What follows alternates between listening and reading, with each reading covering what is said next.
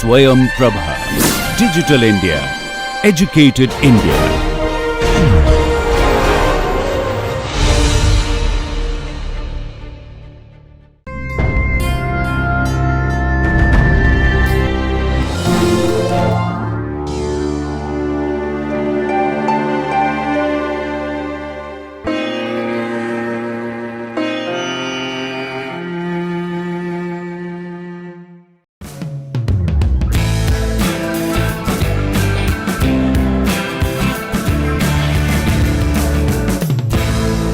Good morning and welcome to lecture 4 of the course on particle characterization. In the last lecture we started talking about shape assessment techniques, and we kind of went through the history of how particle shapes have been measured, and we also discussed various categories of particle shape assessment, and we classified particle shape analysis methods into methods based on single particle analysis, methods based on analyzing properties of bulk powders, mathematical techniques, and verbal descriptors. So these were the major classifications of particle shape assessment methods. I also said that in each of these classes you can further categorize the methods. For example, single particle analysis methods can be further classified into methods that are based on measuring the distances between tangents that are parallel to the contour of the particle, methods that are based on shape comparators, and methods that are based on measuring the lengths of specific types of intercepts. So in this lecture we will first begin by discussing these three methods in a little more detail. Okay.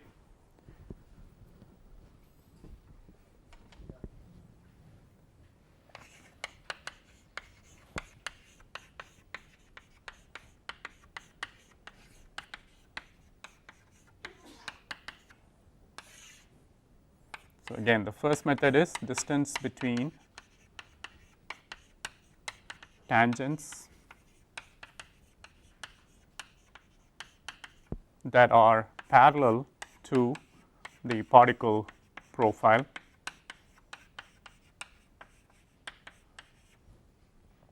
The second is shape comparators.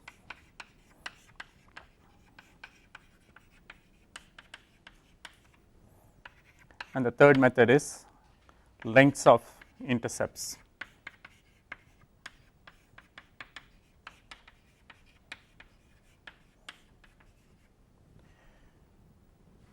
In a way, these were the earliest methods used for shape analysis, and the reason for that is because in the old days the equipment that was available to us for doing this characterization was fairly crude. You could not achieve very high magnifications, or if you could, it was very expensive. So people had to do with limited resources, both in terms of analytical equipment as well as to some extent the expertise of the people that were using this equipment. So what they tried to do was minimize the number of data points that they took on each particle in order to do its shape characterization. Many of these techniques are essentially geometric techniques.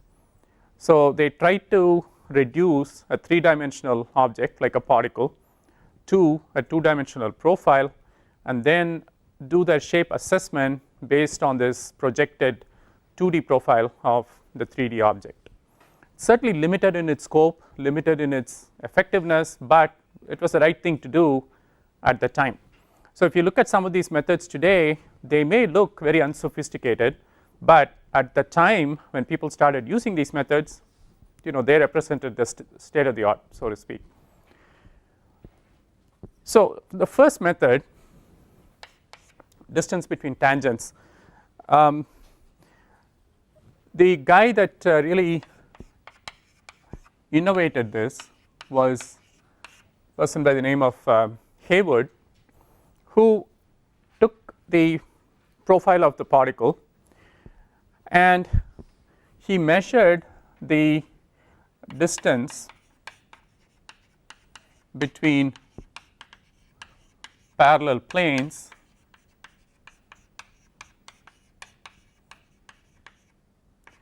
in one arbitrary direction, and he called it L. So, the selection of this L dimension was entirely arbitrary. Then what he did was took a plane that was perpendicular to this plane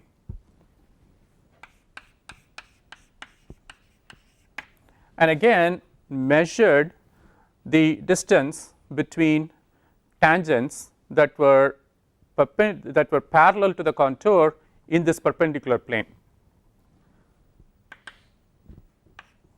and he called that B. And then he took a third plane which was perpendicular to both the first and second, and again he drew tangents to the profile of the particle in this plane and measured the distance between the tangents, and he called that T. So, this L, B and T obviously represent length, breadth and thickness. However, Hayward really made no effort to classify them as such. I mean, he did not say, for whatever reason, that the longest dimension should be called L, the shortest dimension should be called T, and the intermediate dimension should be called B. The advantage of the Hayward methodology is the simplicity. It did not require a quantitative comparison between the 3 dimensions that he was measuring, but for every particle it yielded 3 dimensions which could be used as a shape representation. Now, after this there was a person by the name of Krumbine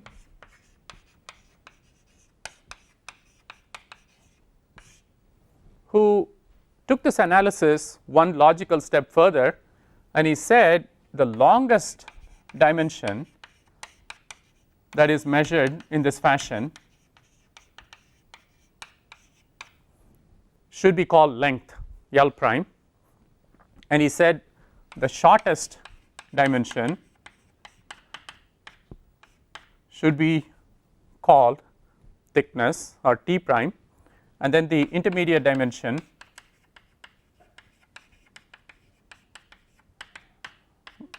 will be called breadth. So, almost a trivial extension of what Hayward had done.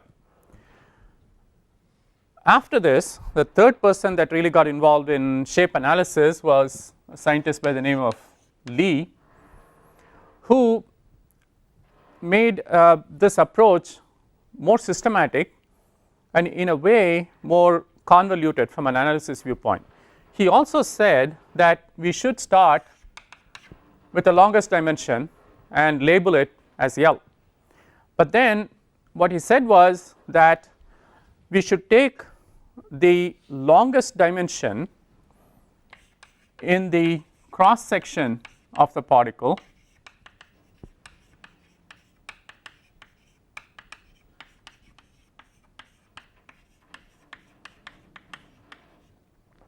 and call that B, and he said take the longest dimension in the narrowest plane of the particle and call that T. Now, the key difference though between Lee and Krumbine in particular was that Lee said these dimensions do not have to be orthogonal to each other, they do not have to be perpendicular to each other. So, L, T and B could essentially be chosen as any 3 axes that represent the diameter of the particle in the various planes, and as long as they represent the longest dimension requirements in these various planes, they could be taken as L, B and T. Now, with this definition it became easier for different groups of researchers to look at the same particle and characterize it using by the same dimensions. The problem with the Haywood approach is that even though it may have worked very well for his own research group, it was very difficult to share the results across labs and get convergence from various groups on what the actual dimensions of the particle were. So this approach by Krumbine and later by Lee certainly made it a lot more systematic. So this was really the first effort at shape characterization by identifying 3 critical dimensions of the object. This led to then the second method of shape analysis, which is shape comparators. Now that you have measured L, B and T, you can always take, for example, the ratio of B over T, and you would call that, what would that represent? It was called flatness ratio.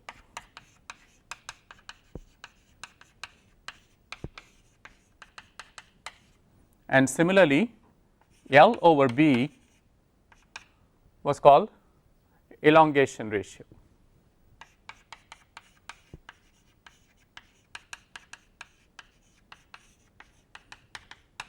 So what do these ratios represent? Why do we take ratios? It's the same reason why as chemical engineers we try to non-dimensionalize everything, right? The reason is to be able to compare across systems. So if you have 2 particles and you want to compare the flatness of these particles, then this ratio gives you a non-dimensional value that you can use to do this comparison. So such ratios that are derived based upon your fundamental measurements are called shape comparators. So these were actually defined by Haywood. Now there was another person by the name of Waddell who defined his own shape comparators. He did that by first defining something called F, which is a surface shape coefficient, and K is a volume shape coefficient, where F is derived by essentially taking F times d squared equals P, where AP is the projected area of the particle and dP is the projected area diameter. So the way you calculate F is simply by AP over dP squared, and similarly K was defined by Waddell as the volume of the particle divided by dP cubed. He then proposed shape comparators that were based upon these values of F and K. For example, he defined sphericity, which is obviously a measure of how spherical the particle is, and his definition was sphericity equals 4.84 times K to the power 2 by 3 over F, which is a non-dimensional value, by the way. So here again what he is doing is similar to what Haywood did. He takes certain measurements of the particle, whether it's length, area or volume, and then develops non-dimensional ratios that enable us to compare shapes of different objects. Another shape comparator that Waddell came up with was roundness.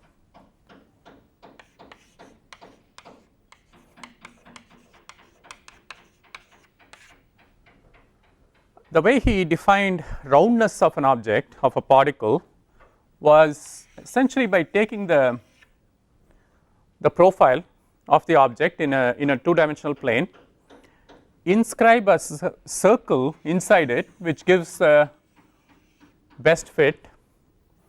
So from here you take the diameter of this inscribed circle which gives the best fit to the profile, and then so that actually goes in the numerator. Let's call this some dc. He then divided that by the mean diameter of all the curvatures that are present in the particle. So essentially he would draw radii towards all the peripheral points of the object, take the average of the actual radii or diameter that linked the profile of the object to its center, and he would then average it and obtain a mean diameter that represents the actual profile of the object. So the idea is that if you have a more rounded particle, this ratio would tend to 1 because dc will be equal to every d value, whereas the farther the deviation from roundness of the object, the greater will be the deviation of this ratio from 1, because it could be greater than 1 or lesser than 1 depending on the shape of the object. A similar shape definition that he came up with was called rugosity. Rugosity is a measure of surface roughness, how rough the surface is. So the way that this definition works is in some ways similar. So you take an object which may be very rough, particularly in a 3-dimensional scale around the periphery, and you fit it with a smooth profile, and you take the perimeter of the smoothened profile of the object and divide it by the actual prevailing perimeter of the particle.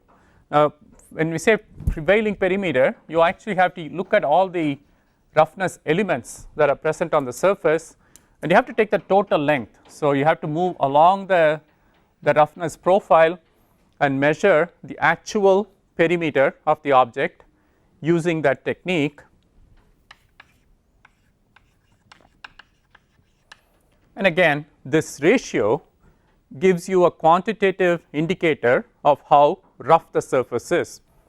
The rougher the surface, the smaller will be this value, because the effective perimeter of a rough object can be many times the perimeter of a smooth object with the same radius, for example. So all these definitions of flatness ratio, elongation ratio, sphericity, roundness, rugosity are all examples of that second class of shape analysis methods, that is shape comparators. So let's look at a few more examples of how these shape comparators work. So we go back to Hayward. He also defined certain shape values. The way he did it was, again, by taking the particle projection in 2 dimensions. He would then inscribe it in a rectangle which completely encapsulated the object. So it will be the rectangle with the smallest dimensions that could completely encompass the object, and he would call the longer dimension here as L and the shorter dimension as B, and he would then define an elongation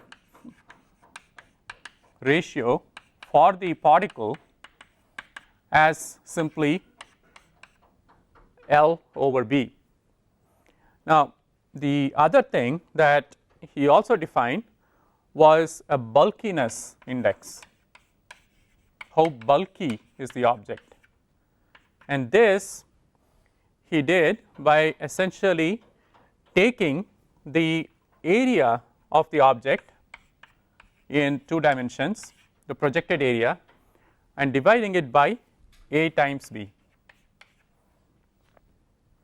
So, the larger this ratio, the bulkier the object essentially. Yeah. Oh, sorry, L times B.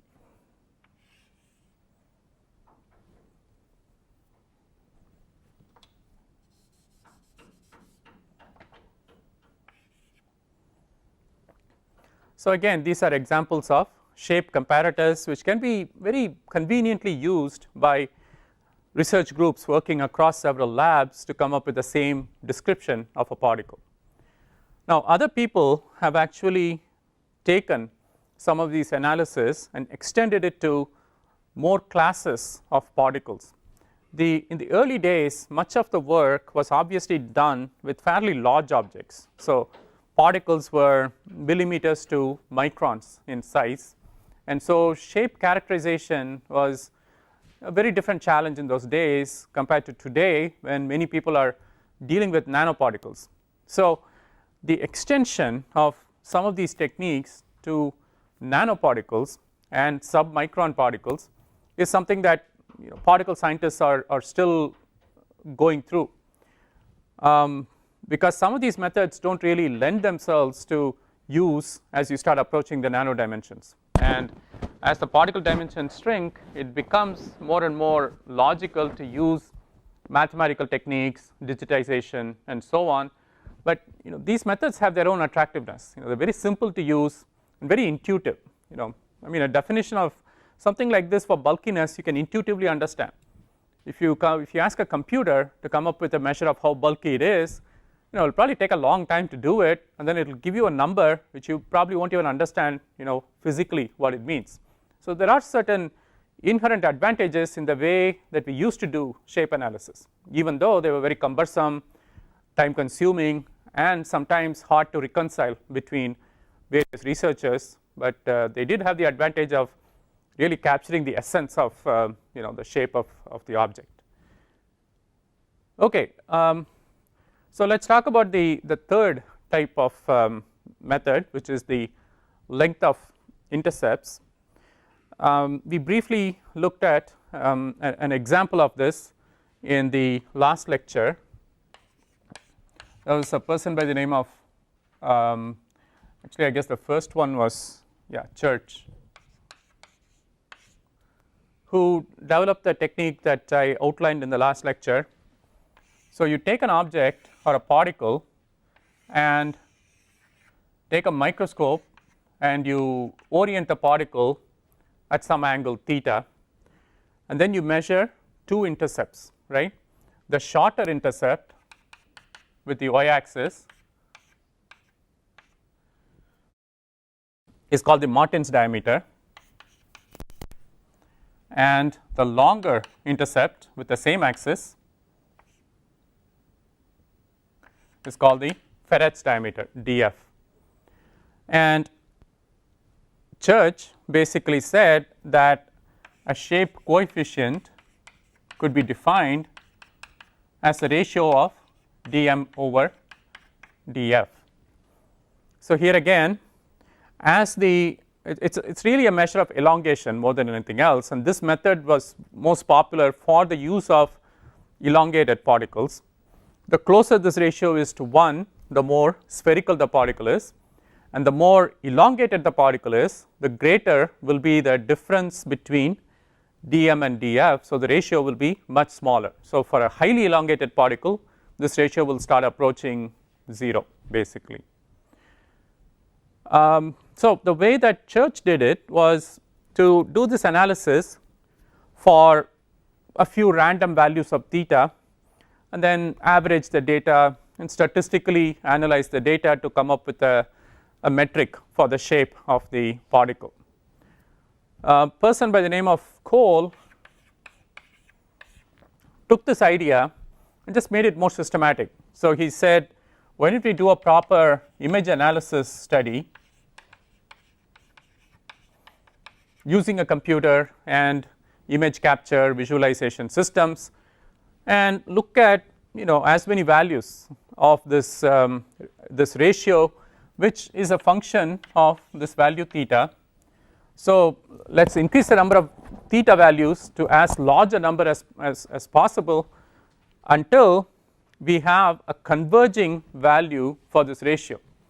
So, the Cole technique was to plot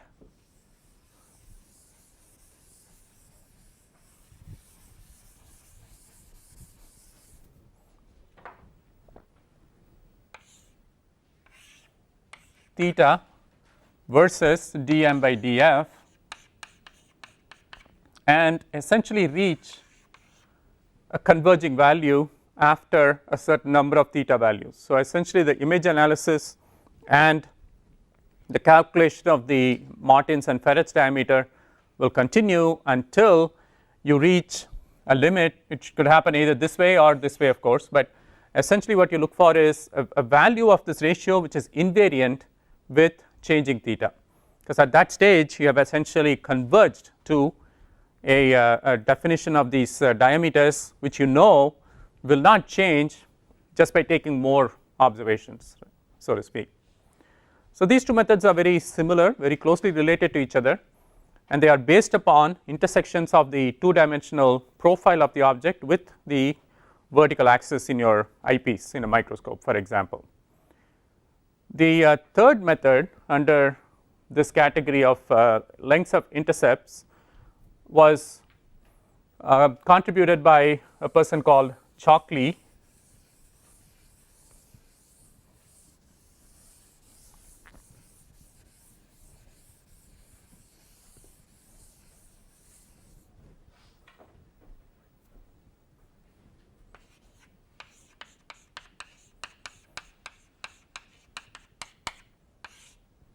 and he is the one that proposed the needle throwing method that I again briefly described in one of the earlier lectures. He said if you have an object and I want to know essentially either the ratio of the diameter to the perimeter or area to volume of this particle, then a way I can do it is to take needles of some known length L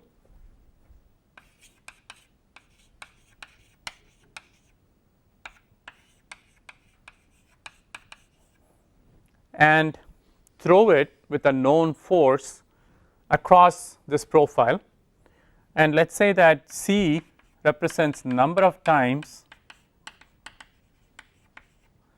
the needle cuts the profile,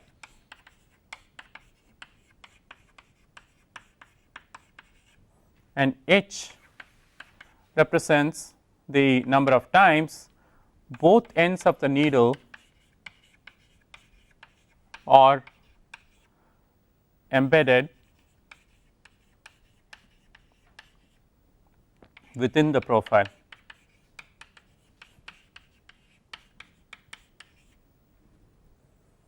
And then he said if you just take L multiplied by H and divide by C, this will give you the essentially again the way that the quantity of material is packed within this particle, which is what we call shape.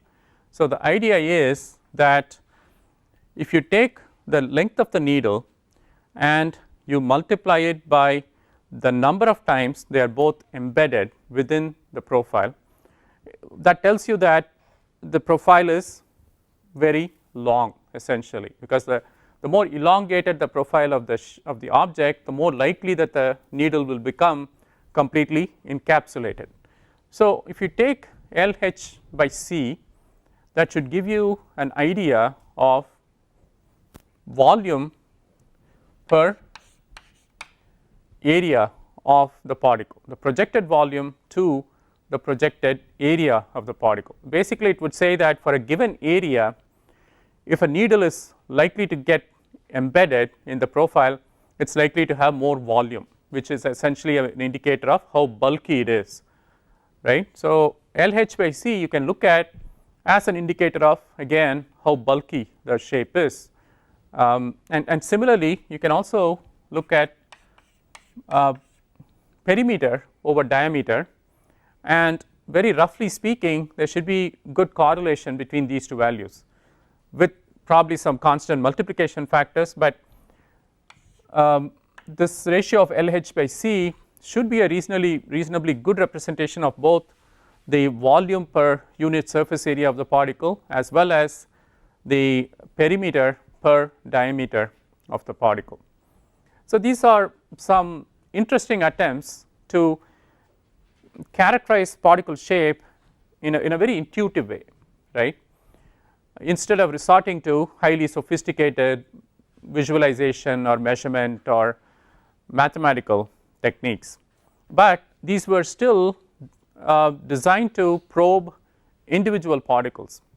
Now, the other class of analysis methods that I had mentioned earlier were those based on bulk properties of powders, which simplifies the problem even further. So, we'll discuss that briefly.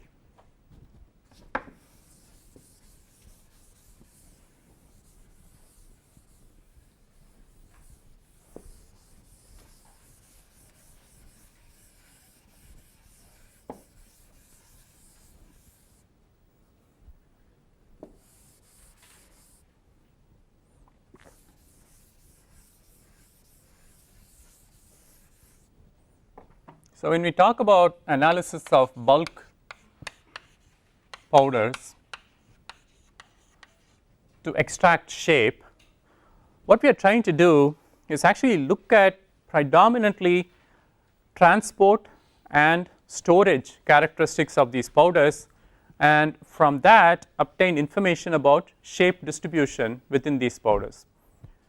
So, one of the key parameters is the settling characteristics of a powder. Settling not in the sense of a particle settling in a fluid, but rather settling during storage, which is represented in the density. Essentially, if a powder is stacked in a very loose fashion, the bulk density would be very high, would be very low, because there will be less mass occupying more volume. As you compact it further and further, the density will keep increasing, right. So, supposing you take a loosely packed powder and measure its bulk density, and then you did something to this powder to make it settle and become more compact, and then you measure the density again, the ratio of the bulk density in the free powder form versus the density in its packed form is actually an indicator of shape distribution within the powder. So, there was a person by the name of J.K. Beddoe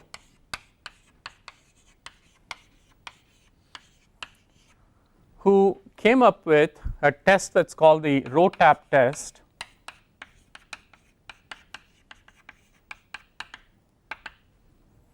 where he took this concept and made it into a systematic procedure.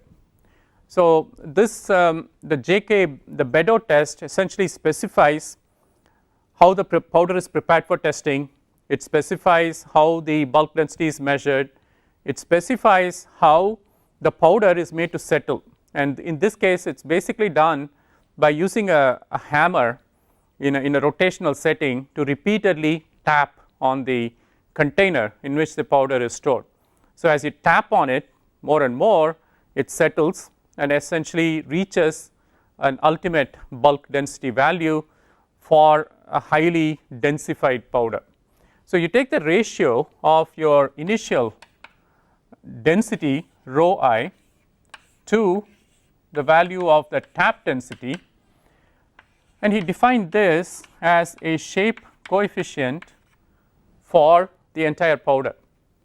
So, what is the relationship between the ratio of initial to tap density and the shape distribution in the powder?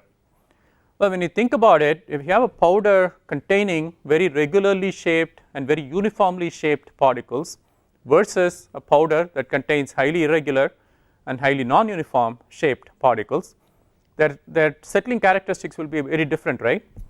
You would expect that if you have a powder that is formulated with all smooth spherical particles and you tap it, what is going to happen to it? It is going to settle into a highly compact, almost sintered type of a powder. It is going to have very high density because the surfaces are going to be very conformal.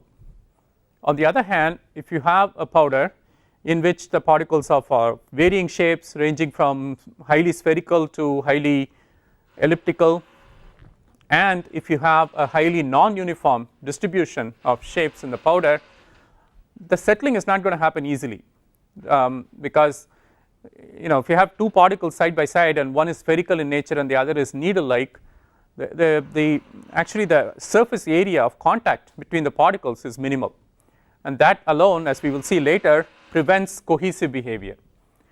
And so by simply doing this tap test, you can actually fairly clearly identify whether a powder has predominantly spherical particles or predominantly non-spherical particles.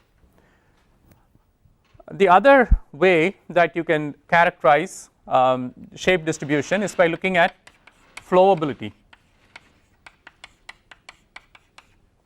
Here again, what you are taking advantage of is the fact that a highly cohesive powder will flow like a slug or a solid, whereas a powder that is not cohesive, where the particles remain as individual entities, will continue to flow like a Newtonian fluid. So by looking at essentially the flow characteristics and characterizing how Newtonian or non-Newtonian it is, you can actually get a good idea of how cohesive the powder is, and from the cohesion characteristic you can actually extract the shape distribution. Again, the basic thought process is the more similar the particles are and the closer to sphericity they are, the more cohesive they will be during their flow process. So this will give you kind of a macroscopic estimate of the shape distribution of particles within the powder. And the other characteristic that you can look at would be the porosity of the powder under different compaction stresses, which again is really a measure of how closely do the particles want to mate to each other, how much interfacial space they are going to leave when you compact them. So here again the primary consideration would be how much does porosity change as you compact the powder. If the powder porosity is greatly reduced when you do compaction, again it's an indication of highly uniform and nearly spherical particles in the population, whereas if the porosity does not really respond to compaction, that would be an indicator that you have particles that really are highly dissimilar and highly irregular. Okay? So these are functional methods of testing shape. I mean, if you are using these particles in a powder form in a process industry and you primarily care about how they flow, then what is the use of doing the single particle analysis that we had described earlier? All you really care about is when I make this powder flow, how is it going to flow? Am I going to see Newtonian flow or am I going to see non-Newtonian flow? So again, goes back to the point I made in my first lecture, that particle characterization is very tricky business, and you want to simplify it as much as possible. If you can get away with just doing bulk property characterization of powders, fine, go ahead and do it. Don't even bother with characterizing at single particle level. Okay, any questions on these two techniques? So far we have talked about single particle analysis and bulk powder property analysis. The third class of shape analysis methods that we discussed was mathematical techniques. Now if single particle analysis kind of is in the middle, bulk property analysis represents one end of the spectrum where you are really minimizing the amount of information you collect on an individual particle basis. Mathematical methods represent the other end of the spectrum where you are maximizing the amount of information that you extract about individual particle shapes. Now the way that mathematical analysis works is the first step is always you have to capture the particle, you have to capture its image, and you have to digitize its profile. That is where it starts. So essentially capture the three-dimensional image of the object and use software to discretize or digitize its outer profile. So what you now have are a collection of x, y, z points in space, right. Now what do you do with that? Well, the easiest thing is to essentially leave it as is, leave the information as digitized information, and then if you want to recreate the image of the particle later on, simply feed in the same x, y, z points and the computer should be able to recreate your object. And remember the Hausner requirement I mentioned earlier, that the objective of shape analysis is that the user should be able to reproduce the shape of the object. So with simple digitization of the profile, you can in principle completely reproduce the external contours of the object. Of course, the more sophisticated your digitization algorithm, the more data points you take, the more precise is going to be your reproduction of the profile of the particle.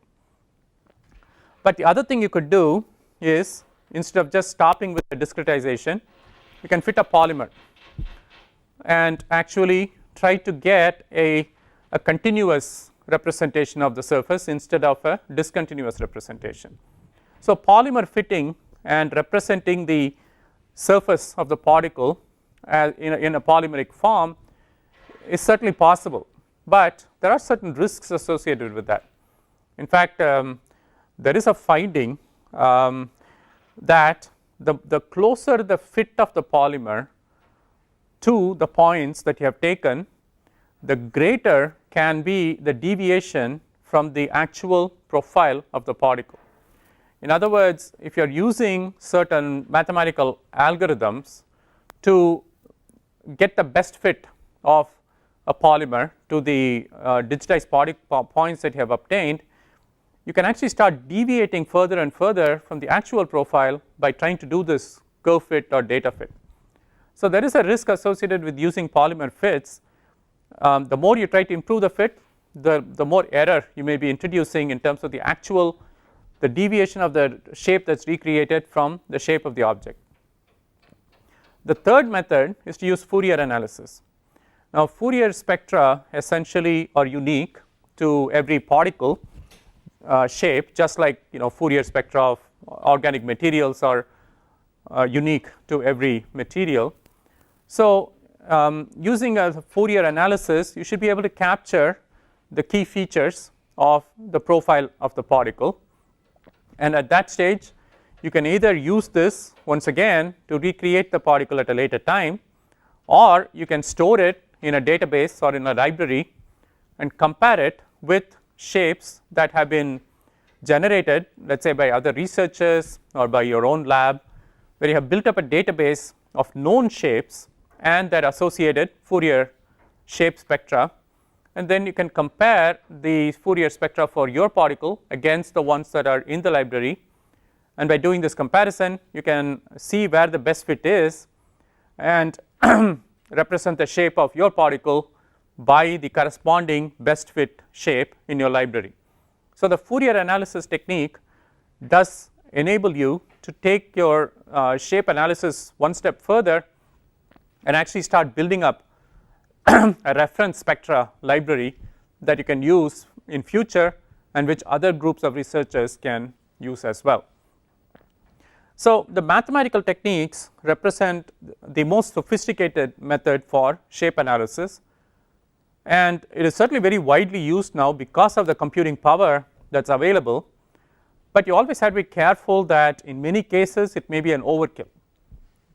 If you are not a particle scientist working in the area of shape characterization, most likely it is too much. If you're a process engineer working in industry, the absolute recreation of the precise shape, three-dimensional shape of a particle may not really be required in most cases. So do think and customize your method of shape analysis. You have three techniques to choose from so far: single particle analysis, bulk properties of powders, and then mathematical analysis of the profile. And again, these represent the one end of the spectrum, the middle of the spectrum, and the other end of the spectrum. So clearly you have to make the choice as to where you want to be, or do you want to be in the middle or at one of the two extremes. And that's where I guess your training as a particle scientist comes in, so that you get the minimum amount of information needed and simultaneously the maximum amount of information needed as well. You do not want to exceed either limit. The fourth class of shape analysis techniques that I mentioned was simple verbal descriptors. See, when we have defined these shape coefficients, whether it is flatness or whether it is roundness or sphericity or rugosity, whatever, instead of simply representing it by a number, if you can associate a word with it, again it becomes conceptually and intuitively easier for people to understand. For example, if you have a particle that has a very high elongation ratio, so L by B is a very large value, instead of saying L by B is a large value, if you can say that the particle is needle like or fiber like, it conveys so much more, right, as an image, as a visual characteristic. So this fourth group of shape classification methods simply associates various verbal descriptions to the shape coefficients that we have derived in the other methods. For example, you could call a particle rod like, if it essentially has cylindrical features.